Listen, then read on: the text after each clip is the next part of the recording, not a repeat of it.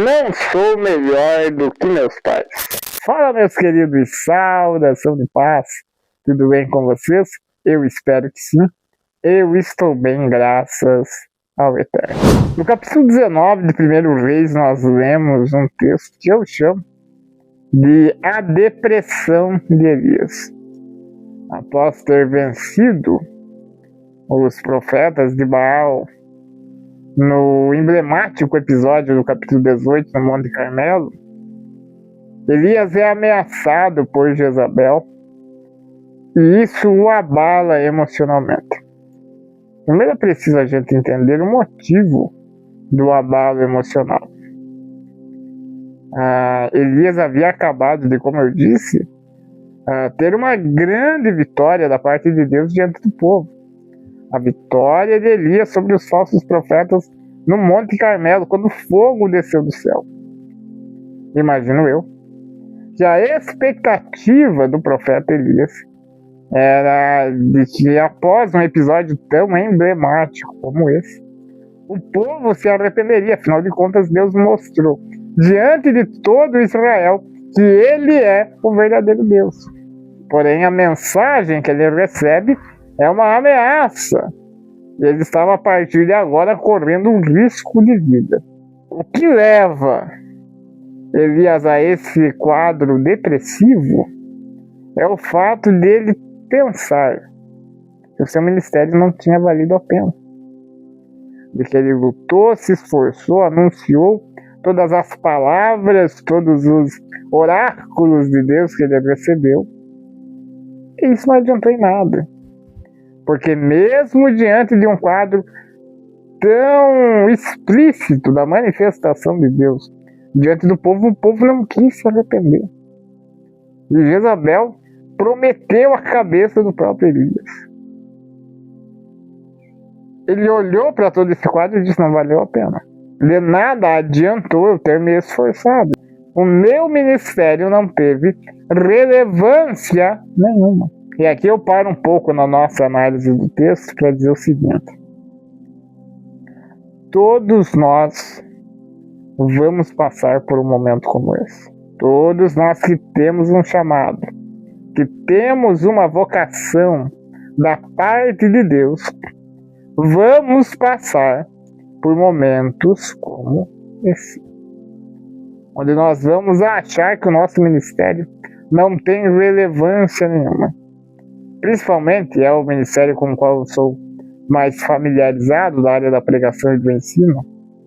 Muitas vezes eu já pensei, e se você que está me assistindo tem esse ministério também, com certeza você vai se identificar com o que eu vou dizer. Muitas vezes a gente é tentado a pensar que o nosso ministério não tem peso, não tem relevância nenhuma. Porque a gente prega, ensina, e parece, muitas vezes, que as pessoas não querem ouvir. Que as pessoas não querem dar atenção. Certo? E isso faz com que nos questionemos se de fato fomos chamados por Deus. E isso faz com que nos questionemos acerca da relevância do nosso ministério, da importância dele. Porque se eu estou pregando, se eu estou ensinando e as pessoas não ouvem, do que adianta eu continuar pregando? Do que adianta eu continuar ensinando? Então isso é normal, essa crise que Elias tem, ela é normal, todos nós vamos passar por isso. Agora é importante nós entendermos que o peso da importância do nosso ministério, ele não se baseia com base na resposta que temos por parte das pessoas. Não é essa a régua com a qual medimos a importância e a relevância do nosso ministério. O que mede a importância e a relevância do nosso ministério nem são os homens. Nem são os homens. A régua exata e ideal que mede se o nosso ministério é importante, é relevante ou não, não está aqui na terra. Porque quem mede isso é o próprio Deus. Isso é medido através do quanto obedecemos. Isso é medido através do quanto nós estamos dispostos a sermos obedientes à voz que ouvimos, à chamada que recebemos, à mensagem que nos foi confiada por parte de Deus. Então, se você está me assistindo aqui, está desanimado, desmotivado, porque acha que prega, ensina, trabalha, ninguém dá moral para aquilo que você faz, ninguém ouve a sua pregação, ninguém dá ouvidos para aquilo que você está fazendo, deixa eu lhe dizer, quem mede a relevância do seu ministério não são os homens, não são as pessoas que te cercam. Quem mede a relevância do seu ministério é o próprio Deus. Ele mede isso ao observar o quão obediente você é ao chamado e à vocação que ele confiou a você. Agora, avançando, Elias, ao ouvir a mensagem de Jezabel, ele foge, vai para o deserto. E ao deitar debaixo de um pé de zimbro, ele faz o seguinte pedido: me leva, Senhor, afinal de contas eu não sou melhor do que os meus pais. Na verdade, melhor traduzido seria: eu não sou melhor que meus antepassados, ou seja, eu não sou melhor do que aqueles que vieram antes de mim. Eu li esse texto esses dias e, embora esse seja um texto conhecidíssimo, esses dias ele me chamou a atenção de uma forma especial. Eu me debrucei e comecei a pensar sobre essa expressão: não sou melhor do que meus pais, não sou melhor que os meus antecessores, não sou melhor do que aqueles que vieram antes de mim. Eu fiquei pensando por que Elias disse isso. E a impressão que eu tenho, e eu convido você a refletir comigo e entrar nessa minha reflexão, é a seguinte: que Elias, quando foi chamado por Deus, quando ele foi vocacionado pelo Senhor, ele tinha em si o senso de que o ministério dele seria importante, de que o ministério dele seria relevante, e que o ministério dele faria a diferença naquele contexto tão idólatra no qual Elias está inserido. Porém, diante do que Deus fizera no Carmelo, e da ameaça que ele recebeu depois disso, ele olhou para si mesmo, olhou para a chamada de Deus e disse: eu achei que eu ia fazer alguma diferença, mas não estou fazendo diferença nenhuma. Eu achei que o meu ministério teria uma relevância, mas não está tendo relevância nenhuma. Eu achei que eu faria diferente do que aqueles que vieram antes de mim, e na verdade eu sou igual a todos eles. Eu não sou especial. Não tem nada de diferente, de especial na minha chamada e na minha vocação. E quantos de nós, quando foram chamados pelo Senhor, não tinham em si essa mesma mentalidade, esse mesmo pensamento? Quando a gente recebe uma chamada de Deus, a gente está cheio de sonhos, cheio de expectativas, que Deus vai me usar, que Deus vai fazer. E quando a gente se depara com esse fator, e as pessoas talvez não darem a relevância, não darem importância para o nosso ministério, a gente fica pensando: eu era apenas um menino, eu sonhei demais, eu não sou melhor do que ninguém. Porque a gente ingressa no ministério, a gente diz sim ao chamado e à vocação de Deus, a expectativa de fazer o melhor e de fazer a diferença. Mas o tempo se passa e a gente tem a impressão de não estar fazendo diferença nenhuma, de sermos apenas mais um no ministério. E ao olhar para isso, ele disse: eu não sou melhor do que os que vieram antes de mim.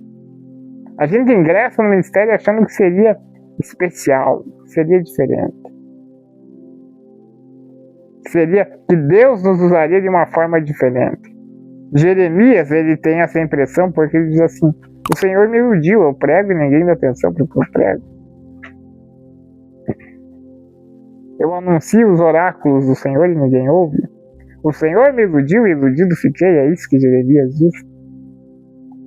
Então você percebe esse deslumbramento, esse vislumbre que esses homens de Deus têm no início do seu chamado, no início do seu ministério, achando que eles seriam especiais. E no caso de Elias agora, ele está constatando, dizendo: não sou melhor do que os que vieram antes de mim. E se você olhar mais à frente no texto, Deus vai falar com Elias. Pergunta por que ele está na caverna, porque depois do pé de zimbro, ele vai para a caverna. E há um diálogo entre ele e Deus. Mas parece que não há reconciliação, hein? Porque a partir daí vai começar o chamado de Eliseu e tudo mais. Mas eu quero chamar a sua atenção para o seguinte.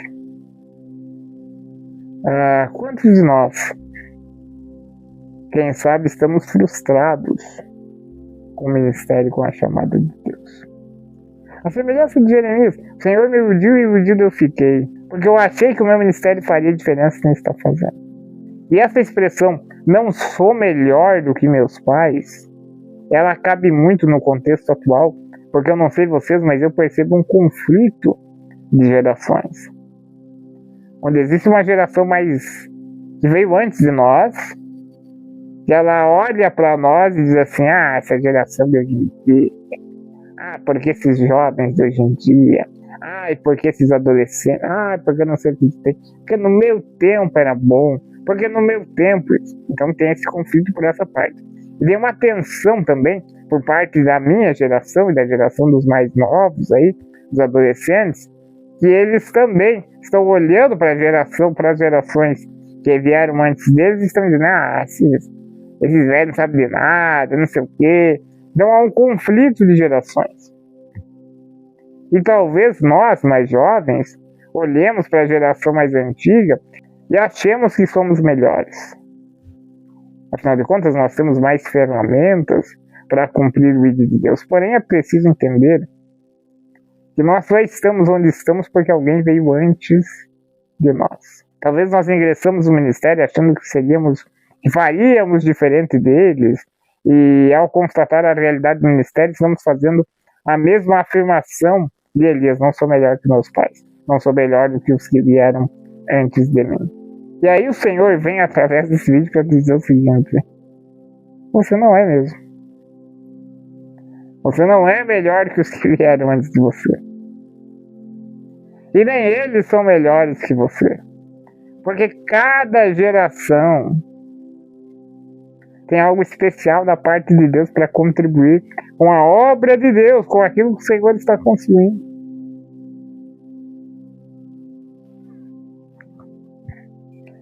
Então, se você me perguntar, nós somos melhores que os nossos pais? A resposta será não. Nós não somos melhores que os que vieram antes de nós. E nós não somos melhores do que os que estão vindo depois de nós. Porque a vontade de Deus é que haja uma continuidade geracional. A geração que veio antes de nós entrega o bastão para nós. Nós entregamos o bastão para a próxima geração. E a obra de Deus vai avançando e crescendo. Muito se fala sobre Deus levantar uma nova geração, uma nova geração. Não, Deus não quer levantar uma nova geração. Deus quer levantar a próxima geração, que dará continuidade àquilo que a geração que veio antes dela começou. Então, se a pergunta é, nós somos melhores que os nossos pais? A minha resposta é não. Cada um de nós tem algo a contribuir com o reino de Deus, porque os mais jovens têm a força, o ímpeto, a vontade de fazer. E os irmãos mais maduros têm a sabedoria para saber ponderar. Isso é Deus, isso não é.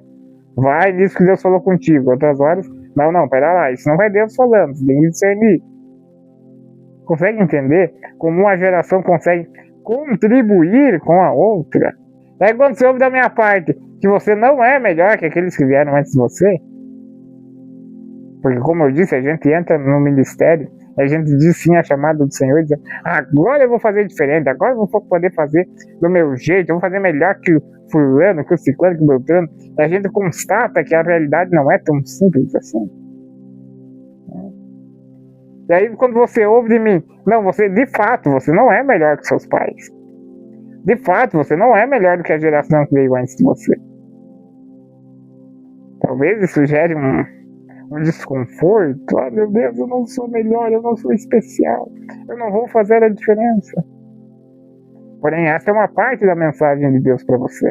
Essa é uma parte da mensagem de Deus para nós. Porque quando reconhecemos que não somos melhores do que aqueles que vieram antes de nós, o Senhor está dizendo, sim, você não é melhor. O Senhor está tirando a soberba do nosso coração. O Senhor está trabalhando no nosso ego, dizendo, não, você não é. É aqui que eu queria que você chegasse. Você reconhecesse que não é melhor que seus pais. Que você não é melhor que as gerações que vieram antes de você. Porém, todavia, no entanto, você não é melhor e também não é pior do que eles. Você não é melhor do que as gerações que vieram antes de você, mas também não é pior do que elas. E o fato de você não ser melhor do que eles não é impeditivo para mim, porque eu te escolhi mesmo assim. Nós entendemos agora que Elias não era melhor do que os que vieram antes dele, como ele mesmo reconheceu. Mas eu lhe pergunto, você tem alguma dúvida da chamada de Deus na vida de Elias? Ou seja, o fato dele não ser melhor do que os que vieram antes dele foi impeditivo para Deus escolher? A resposta é não. Porque Deus não nos escolheu porque somos melhores ou piores do que as gerações que vieram antes de nós. Ele nos escolheu única e exclusivamente por um motivo. Por sua graça.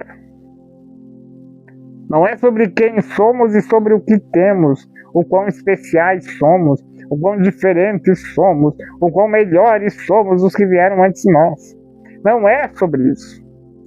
O fato de Deus ter nos escolhido se apoia em um único fator: a sua graça, a sua bondade, a sua misericórdia. Portanto, eu encerro essa nossa conversa dizendo o seguinte: se você chegou a esse vídeo questionando, perguntando se você é melhor do que as gerações que vieram antes de nós, ou achando que é melhor que as gerações que vieram antes de nós, a resposta de Deus para você é essa: não, você não é. Segura a tua onda, abaixa a tua bola, porque você não é. Mas essa é a primeira metade da mensagem de Deus. Porque a segunda metade é essa: você não é melhor, nem pior, mas mesmo assim eu te escolhi. Mesmo assim, eu te dei um banho com a minha graça e com a minha misericórdia. E te escolhi, te chamei, te capacitei.